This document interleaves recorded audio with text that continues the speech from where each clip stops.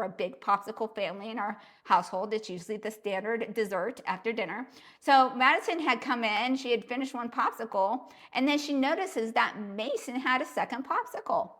So all of a sudden, she's like, well, why does Mason have a second popsicle? And so what I said to her, Madison, I know what's going on in your mind.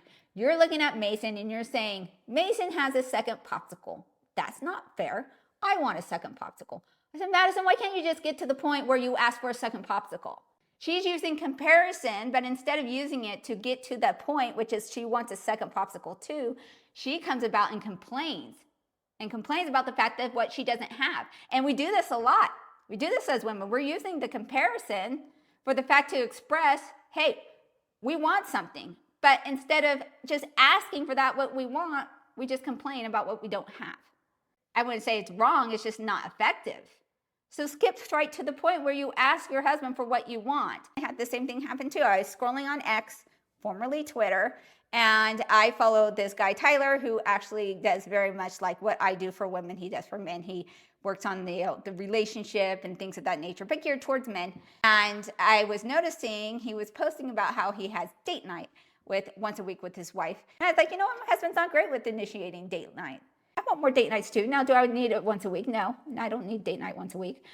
But I just thought, you know what, my husband could do a better job at setting up date nights. And so what I did is I took a moment when we were having one-on-one and we were walking around the baseball park before our son's baseball game. And I said, you know, I've noticed that you've done a really great job with, you know, taking over as president of the motorcycle club. You've had to set up all these rides and you had to not only set them up, but you had to find an Airbnb. And so I'm giving him compliments all along the way of what a good job and a leadership role in setting things up and making plans. I'm already like pumping him up. Like, I know you have this in you. I see you're the man that's capable.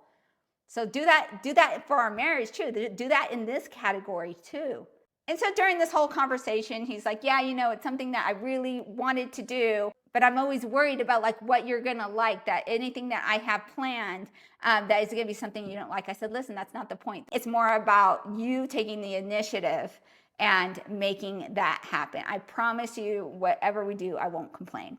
So comparison has its usefulness as a tool to help us identify what exactly we want and then move forward to expressing that desire to your husband. Comparison should never be used as a tool for shame, blame, or to make your husband feel like a piece of shit. That's what a good man wants. They want you to be happy. They don't want you to just get the basic. They want to give you the world. So you might say, like, Monica, what are the actual words that you're using?